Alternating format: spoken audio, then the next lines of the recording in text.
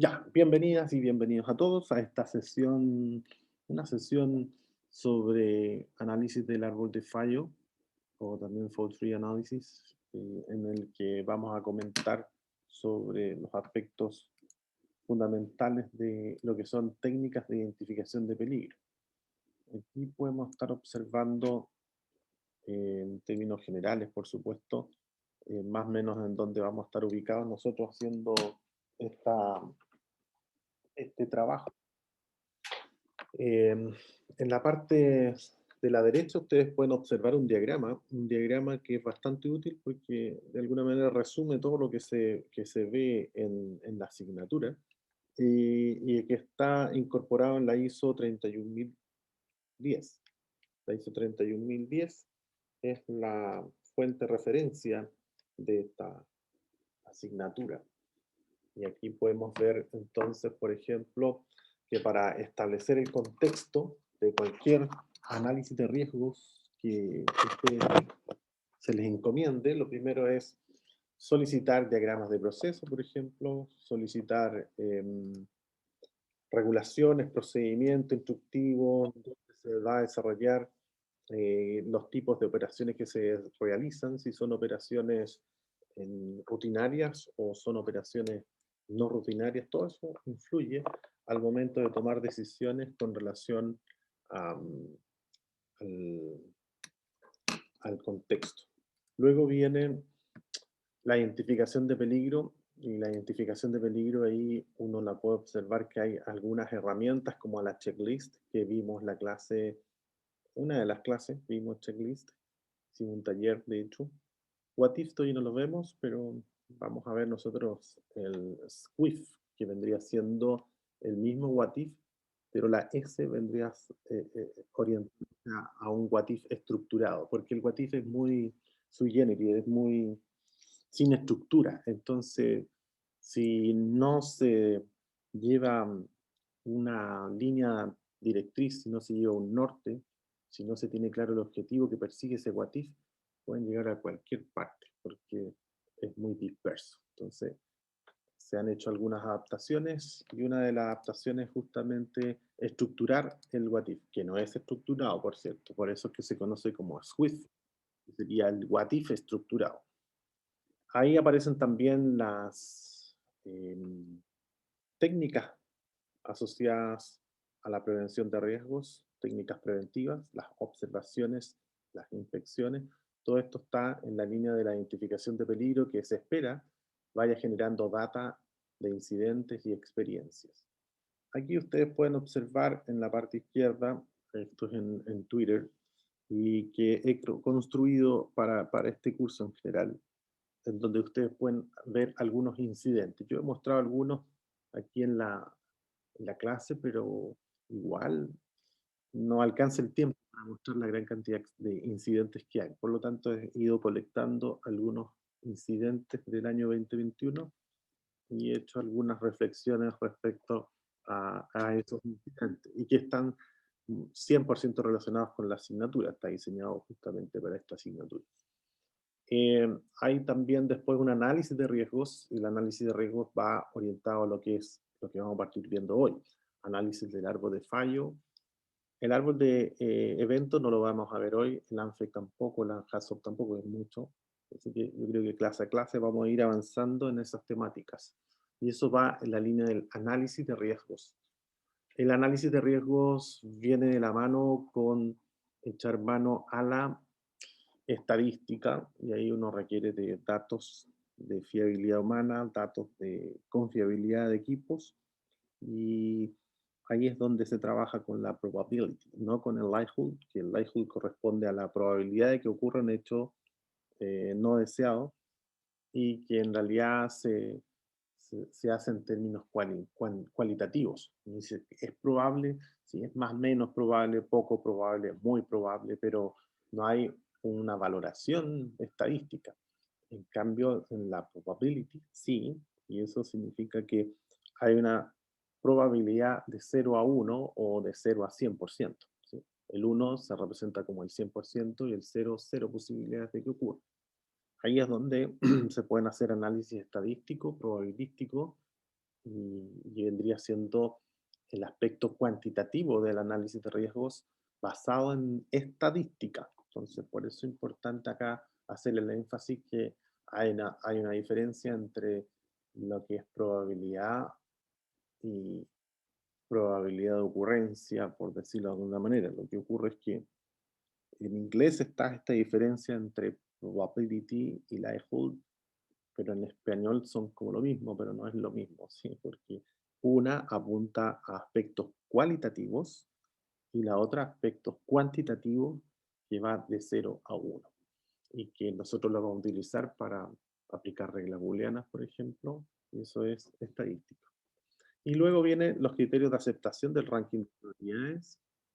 Eso también tiene un corte o un sesgo cualitativo y que está relacionado con qué nivel de riesgo es al que está expuesto el sistema o qué nivel de riesgos está asumiendo ese diseño del proceso.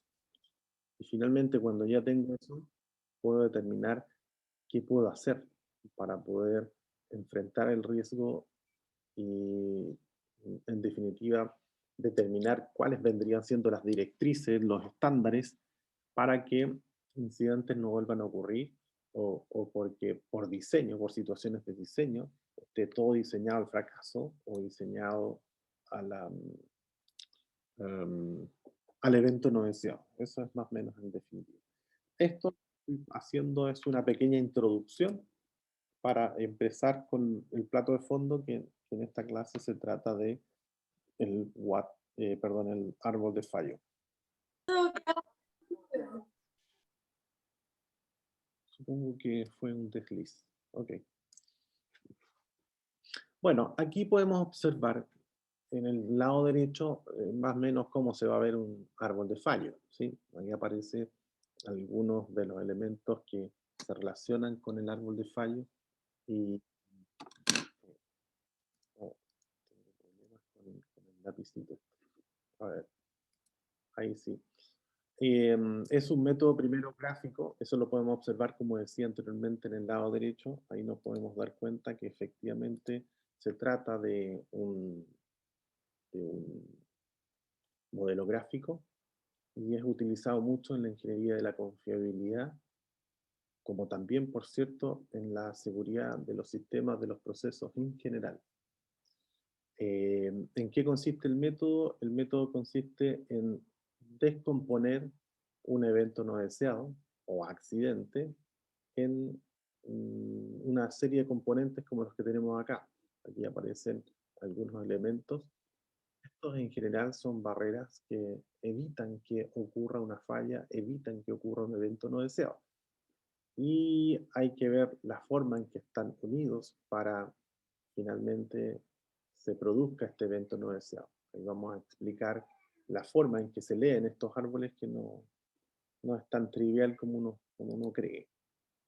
Para poder avanzar con los árboles es necesario entender alguna nomenclatura asociada al árbol de fallo básica, porque hay otros elementos, pero estos vendrían siendo los más importantes. Primero, comentar que esta vendría siendo la desagregación completa de un árbol de fallo. En la parte de abajo van a estar los eventos básicos, las causas básicas, y están susceptibles de asociar a unas probabilidades de falla. Esta probabilidad de falla es la que les comentaba que tiene relación con un valor que se mueve entre 0 y 1. ¿Sí? Ahí sí yo puedo asociar a cada uno de estos círculos, les puedo asociar una probabilidad de falla. ¿De dónde colecto esa información?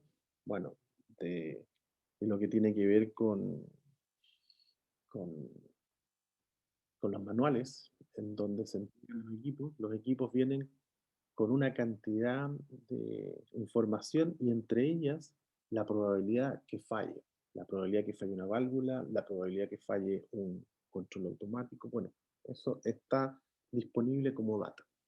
Y por otro lado, también puedo echar mano a señalar, a buscar información, pero que esté en la línea de la fiabilidad humana, o sea, probabilidad de que una persona no abra la válvula, Eso también puede ocurrir. Por este otro lado tenemos una especie de rombo invertido, y eso se conoce como un suceso intermedio. Otros autores lo tienen como una casa. La casa sería una cosa así como esta. Se toma lo mismo, pero quería así. Bueno, parece un sobre, pero se entiende que se reporta como una casa. También la casa representa exactamente lo mismo. ¿Qué significa lo mismo? Que un suceso intermedio que no ha sido posible de desarrollar. No hay información suficiente como para poder asociarle una probabilidad. Entonces, como no tengo esa información, lo dejo como una casita en donde tengo que esperar más información hasta desarrollarla.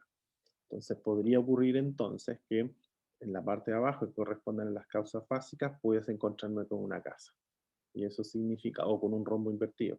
Eso significa que no se pudo seguir desarrollando por falta de información de campo. No hay información disponible. El suceso intermedio son rectángulos. Y en el rectángulo es donde uno incorpora el suceso. Y el suceso intermedio, eh, recuerden que esto corresponde a un árbol de fallo. Fallo significa que no funciona, que no trabaja, que está en modo fallo. Entonces lo correcto es poner en el recuadro en modo fallo. Así que no hay que poner ahí las barreras en modo de éxito, sino que en modo de fallo, porque justamente lo que estoy analizando es el fallo. Tanto es así que este árbol termina en la parte superior con la declaración del evento no deseado, que podría ser, por ejemplo, un incendio, podría ser una propagación de nube tóxica, podría ser una explosión, podría ser una fuga, podría ser un derrame, bueno, todos los eventos no deseados que se les ocurra. Entonces, por eso es que hay que ir entendiendo que en los rectángulos se va redactando siempre en estado negativo o en estado de modo de fallo. Luego vienen las puertas, y estas puertas están asociadas a el conector I. Conector I lo vamos a ver mejor más adelante, y también está el conector O. Eso mejor me lo salto porque lo vamos a explicar a través de un ejemplo. Y está el triángulo, que es simplemente para cuando se me acaba la hoja, no hay espacio para seguir avanzando, dejo un triángulo, igual cuando uno está estacionado en una situación en la carretera y quedó parado, no puede continuar. Acá es lo mismo, no puedo continuar avanzando en la hoja, por lo tanto dejo el triángulo. Y luego ese mismo triángulo lo incorporo al inicio de la hoja siguiente, generalmente asociado con un número, y ahí retomo el desarrollo del árbol. Ese es más o menos el detalle. Esto es simplemente a modo de que ustedes puedan visualizar, como estamos hablando de árbol de fallo, cuáles son los tipos de errores que eventualmente podría usted considerar al momento de analizar un puesto de trabajo. Aquí tenemos, por ejemplo, el timing, que está asociado a que se está haciendo muy temprana la tarea, o también podría ser muy tarde, o que se haya omitido. Duration, que está asociado a demasiado extenso, demasiado corto, eso también influye y es considerado a veces como error eh, en los procesos. Sequence está asociado, si es reverso, repetición, comisión, intrusión, son alternativas de la secuencia. Object, la acción errónea o el objeto equivocado, o sea, está aplicando la medida correcta pero en el objeto equivocado. O al revés, está haciendo, tomando el objeto correcto pero está haciendo una acción equivocada sobre ese objeto. Force, eh, efectivamente hay equipos en donde no se les puede hacer demasiado fuerza, o hay algunos que es insuficiente la fuerza que se hizo. Esto se da mucho en las válvulas. Hay válvulas que son muy sensibles y que no las puede apretar mucho porque les hace daño. Y otras al revés, necesita pegarles bastante para que finalmente cierre. Bueno, eso tiene que ver con la fuerza. Direction. Esa está asociada a la dirección equivocada. Distance está demasiado cerca, demasiado lejos, con relación a la acción. Quizás hay que acercarse más para aumentar o disminuir el torque va a depender del contexto, y eso por supuesto que marca la diferencia entre cometer un error o hacerlo exitosamente. Y finalmente el speed, que está muy relacionado con la velocidad de trabajo y que a veces puede ser demasiado rápido o a veces muy lento. Tiene que ver esto mucho con los ciclos de trabajo que están incorporados en la industria. Vamos entonces a partir explicando lo que es los tipos de, perdón, los tipos de, ¿cómo se llaman? Déjenme ver si puedo avanzar acá. Eh, ya, ahora sí. Les decía entonces que la idea es explicar cómo se ocupan estos sistemas. Entonces, aquí dice el conector,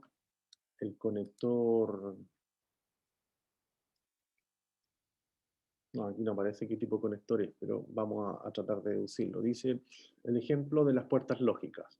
Aquí tenemos dos válvulas, la válvula B102, la B302, y el objetivo es transferir fluido de A a B, ¿vale? Ese es el objetivo. Por lo tanto, cuando uno hace árboles de fallo, lo primero que hay que identificar cuál es el sentido de este proceso, qué es lo que busca el proceso. En este ejemplo básico, el objetivo es transferir fluido del punto A al punto B. Luego, ¿qué es entonces el fracaso? Si yo estoy definiendo el éxito como transferir fluido de A a B, el fracaso sería no transferir fluido. No sé si va quedando más o menos claro de que claramente si yo pongo en un recuadro el evento no deseado, me sería no transferir, no transferencia o no transferir fluido de A a B. Ese sería el fracaso. A partir de eso, debo establecer ahora cuál vendría siendo el conector que hay entre estos dos. Y entre estos dos se refiere a dos situaciones. ¿Y cuáles son las dos situaciones? La situación que no exista transferencia de A a B, y eso es lo que tenemos que ver entre todos. Para que eso ocurra, ¿qué debe pasar con las válvulas? Esta válvula que está acá, ¿qué debería ocurrir con esto para que no pase fluido de A a B? ¿Qué Tiene debería que pasar? estar cerrada. Tiene que estar cerrada. Entonces, ahí ya tenemos un caso. Alguien dijo ahí, tendría que estar cerrado. O sea, debería fallar en cerrado. Yo la quiero abrir y no la puedo abrir. Entonces, la válvula está fallando en cerrado, ¿sí? Porque no la puedo, ¿cómo se llama? Abrir. Eso es. Entonces, me pregunto también en lo mismo acá, en la válvula 302. Parecerá ser que también podría fallar en ese sentido. Si está cerrada, si está cerrada la B302, no permite el fluido de A a B. Entonces aquí la pregunta es, ¿cuál es el conector que hay entre estos dos? Eh, ¿Ambas tienen que fallar o basta con que una falle para que no se produzca fluido de A a B, no se transfiera fluido Que de A? una falle. Basta con que una falle, efectivamente. Entonces aquí tendría que poner, este sería falla, en este caso de la B102. Nótese que estoy poniendo falla y algo similar tendría que poner acá también. Tendría que poner falla de el B302. Luego, como ustedes señalan, basta con que una falle, entonces es una o la otra. Y por eso es un conector que tiene esta forma, una especie de media luna hacia abajo. Ese es el conector O. El conector O significa que falla una sola, no las dos, ¿sí? Eso es el significado del conector O. ¿Y cómo leo este árbol? Estoy leyendo el árbol diciendo aquí, si falla la B102 o falla la 302, no hay transferencia de fluido de A a B. Y ese vendría siendo el árbol de fallo asociado a eso. Que aquí está resumido. Si se dan cuenta, dice no paso de A a B, el conector es un O, Y la falla de la B102 o la falla de la 302 son las responsables de que eso no ocurra. Aquí tenemos un ejemplo que se los voy a dejar ahí como planteado para que ustedes lo puedan hacer. Aquí vemos las reglas booleanas. Estas reglas booleanas nos interesan desarrollar porque nos van a explicar la forma en que se relacionan esos conectores. Entonces, veamos qué podemos hacer. Reglas que son conocidas. Uno, la ley de absorción. La ley de absorción dice que la probabilidad A más la probabilidad A es lo mismo que probabilidad A. Todas estas son probabilidades. Entonces, aquí no se cumple que A más A es igual a 2A porque estamos hablando de probabilidades que vamos a utilizar en estos árboles de fallo. Inmediatamente al lado tenemos, por ejemplo, A por A. A por A, en las reglas booleanas, no es A cuadrado, es A. A más 1, eso es igual a 1. Por otro lado, A por 1 es igual a A. Ahí sí se cumple. La ley de conmutatividad es A más B, es lo mismo que decir A más B. A más B, me parece que hay un... Sería B más A. Claro, hay un error ahí, está pifiado, eso debiese ser al revés, está diciendo lo mismo. Y lo mismo en el otro lado, hay un error también, debería ser A por B es igual a B por A. Leyes asociativas, A más B más C, y luego asocio solamente el A más B y dejo fuera al C. Y por este otro lado tengo A por B más C, y aquí primero asocio estos dos y luego dejo solo el C. Entonces aquí habría que considerar que sería B más A, este no iría, B más A. Y lo mismo acá, este sería B por A, y este no, para que se corrija eso. Ahí sí. Nos vamos a la distributiva, y ahí dice que A multiplica término a término, eso es A por B y luego más A por C. Y la última, que es súper importante para poder hacer simplificación en estos árboles, diría que la más importante o la que más se utiliza, la más útil, A más AB es igual a A. A más AB es igual a B. Perdón, es igual a A. Entonces, aquí lo que tengo que fijarme yo es que si veo una probabilidad que se va repitiendo, multiplicado por B, que sería la distinta, ¿sí? Yo me quedo con la A, por propiedad de absorción. A por A más B es igual a A. Esa, ojalá la pueda tomar nota por ahí porque se utiliza bastante en el desarrollo de ejercicios. Pues ahora vemos definiciones de probabilidad. ¿Qué es la probabilidad? Bueno, la probabilidad de ocurrencia de un evento I es el número de veces que el evento I ocurre en n repeticiones, el n el que está abajo, de un experimento. Esa es la definición de probabilidad, donde n va tendiendo a infinito. Y a partir de eso entonces veo y me doy cuenta que la probabilidad va a estar moviéndose entre 0 y 1.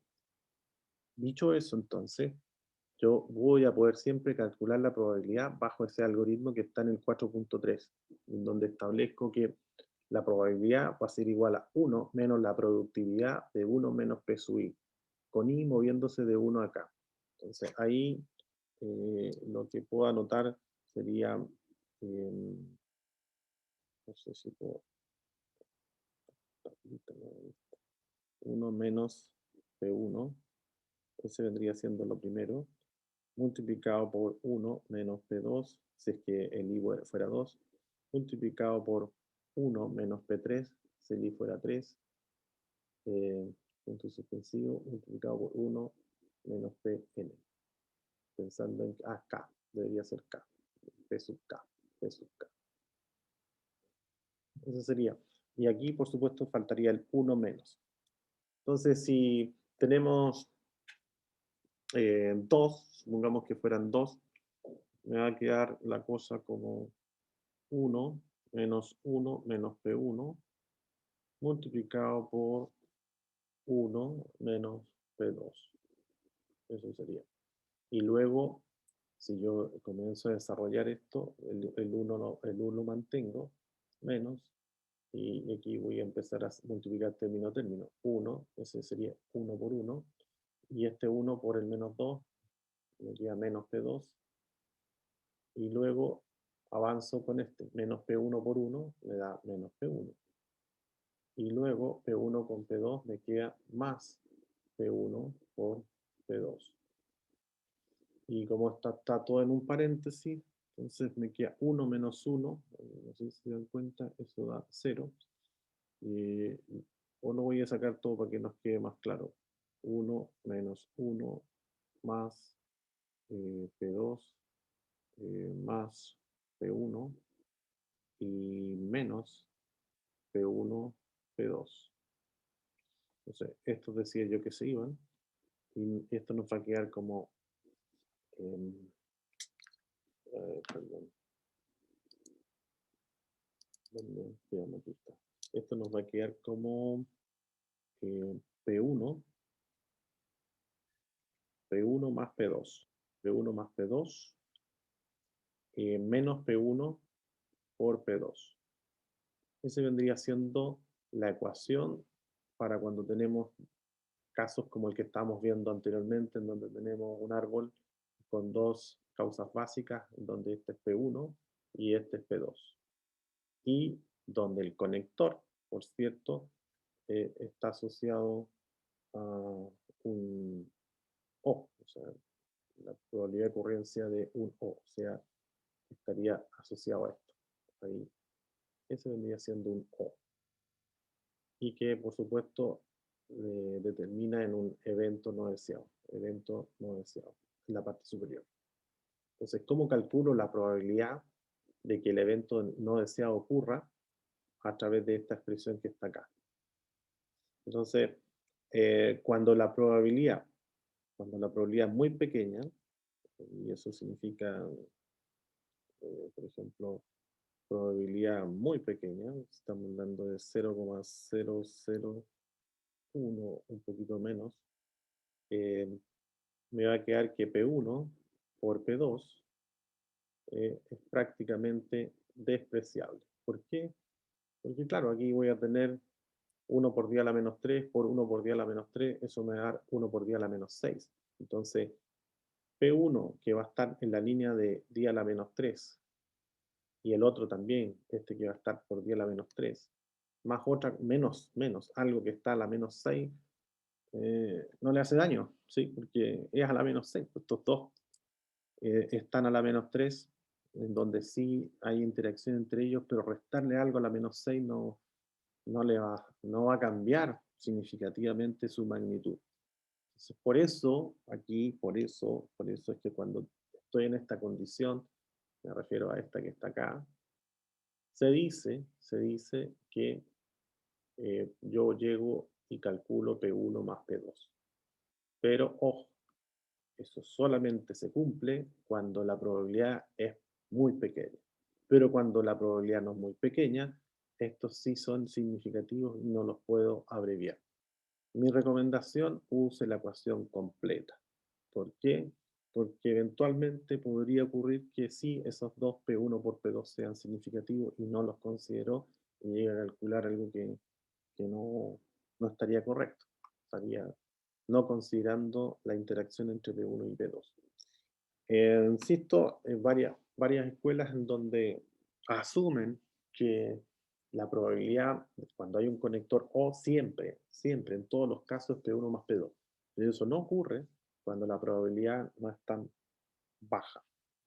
Entonces, ahí poner atención en ese aspecto porque la idea es que podamos conciliar todas las alternativas.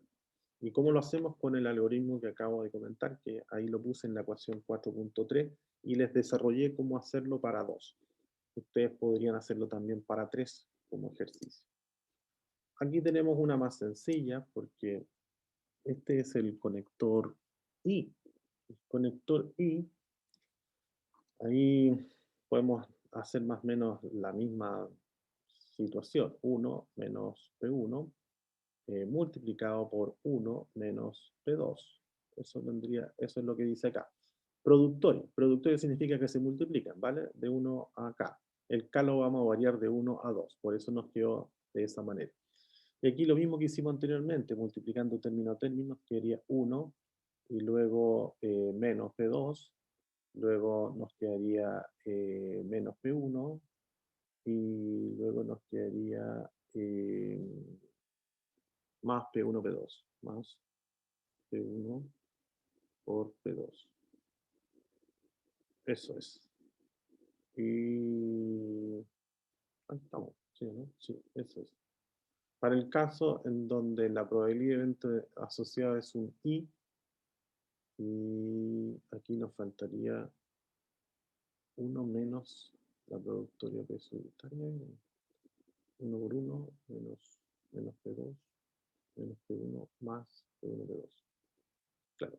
En estos casos, cuando estamos en una condición donde P1 y P2 están unidos a través de un conector I, el conector I vendría siendo S, el conector O es S. En el O, fíjense, aquí aparece una escuela en donde dice, esta es la forma de calcularlo. Pero cuando las probabilidades no son tan pequeñas, use ese algoritmo que fue el que yo les comenté. Y aquí tenemos el caso del I, en donde están conectados ambos juntos, nos quedamos solamente con esa expresión, que sería P1, P2. P1, P2. Ahí estaríamos. Entonces, en síntesis, para cuando es un conector O, que está en este cuadro, todo esto en resumen, tenemos la probabilidad 1 por la probabilidad 2, y cuando estamos con O, tenemos que ocupar el algoritmo, o cuando sabemos o dicen que las probabilidades son muy, muy, muy pequeñas, ahí se puede llegar y ocupar la suma de las dos. Eso vendría siendo como el resumen de lo que comentamos. Entonces, ahora la idea sería que pudiésemos ser capaces de poder, a partir de esta expresión booleana, obtener el análisis de riesgos, dibujar el árbol de fallo usando esa simbología. ¿Sí? El árbol de fallo, recuerden que se hace como lo vimos anteriormente, y la idea entonces es que ustedes vayan haciéndolo por tramos. Entonces, aquí una alternativa sería tomar este primer tramo, aplicando la ley que estábamos viendo anteriormente de asociación. Entonces aquí tendría el primer círculo y aquí tendría el segundo círculo. Y estos dos los conecto. ¿Y cuál es el conector que hay entre ellos? Ahí lo podemos ver. Es un por. Entonces tendría que dibujar eh, al interior del rectángulo, poner P1, P2, P3, y al interior del otro rectángulo, perdón, rectángulo, el P4, P2 más P2 más P5. Luego sigo avanzando. Aquí voy a tener la posibilidad de seguir desagregando. Este, por ejemplo, lo podría desagregar en un P1 multiplicado por un P2, P3. Y ahí eso lo tendría en otro rectángulo. Y en este otro lado lo mismo. Tendría que seguir desagregando hasta llegar a armar el arbolito. Eso es lo que habría que hacer ahora. O sea, vamos a dejar ese pendiente igual que el otro. Ya llevamos dos. Avancemos con esto. Barreras. Las barreras. Bueno, ¿qué es lo que es una barrera? La barrera son dispositivos, sistemas o acción que podría interrumpir la cadena de eventos que sigue a un suceso o evento iniciador, o que podría mitigar los impactos de un evento de pérdida. Esto todo se resume en este cuadrito, en donde aparece por este lado factores que contribuyen a la causa raíz, factores contribuyentes.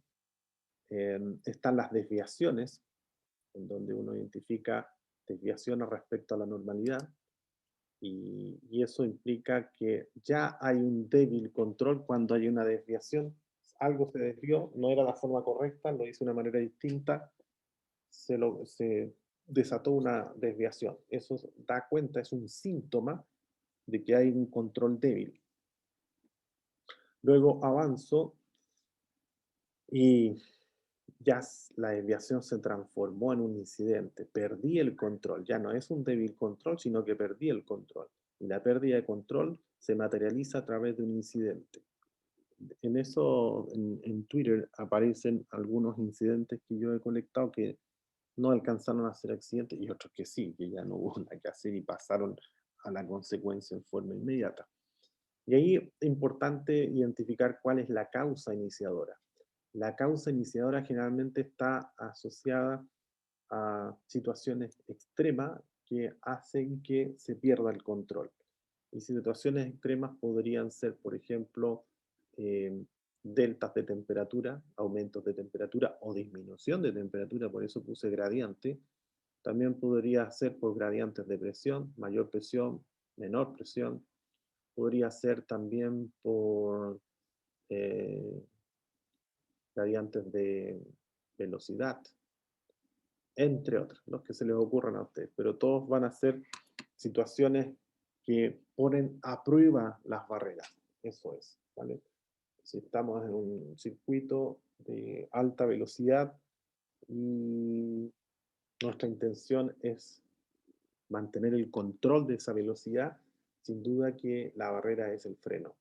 Entonces, el freno, frenos ABS, por ejemplo, se transforma en una verdadera barrera. Y esa barrera actúa para evitar la pérdida del control. Luego, si no es suficiente, ahí se pierde el control, consecuencia que puede ser un accidente fatal, y ahí no queda más que responder frente a la emergencia. Y ahí se habla de absorción de la energía, y esta se hace a través de personas, materiales, medio ambiente. Estos son las pérdidas, los daños que produce la pérdida de control. Este vendría siendo un diagrama bastante clarificador respecto a lo que son las barreras.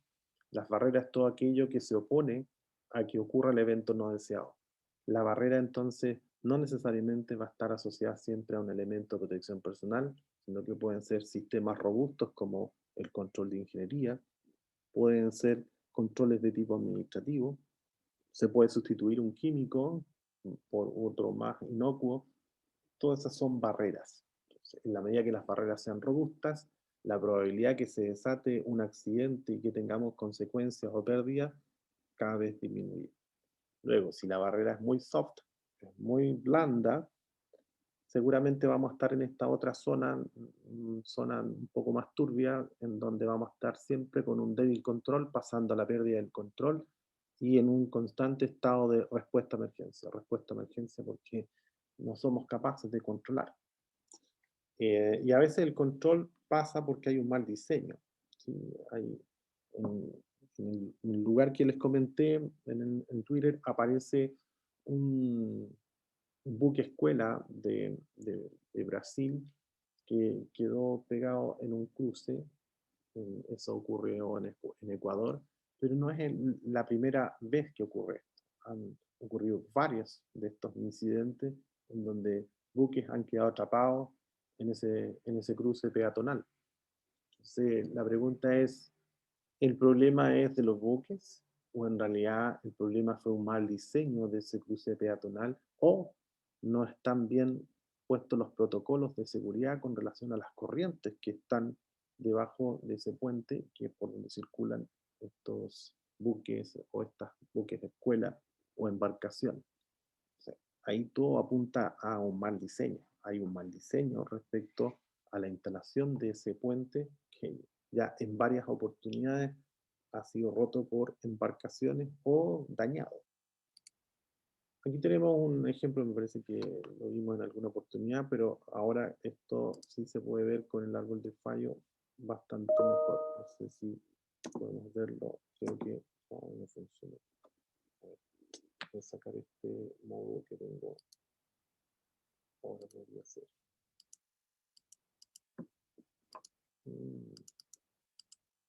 Extraño. Este no estoy seguro si alguien me puede decir si lo vimos o no en alguna clase. No estoy seguro. No, no lo hemos visto, profe. No. Ya. Entonces, vamos a verlo ahora. Porque creo que hubo un problema ahí con. Vamos a ver cómo lo puedo recuperar desde acá.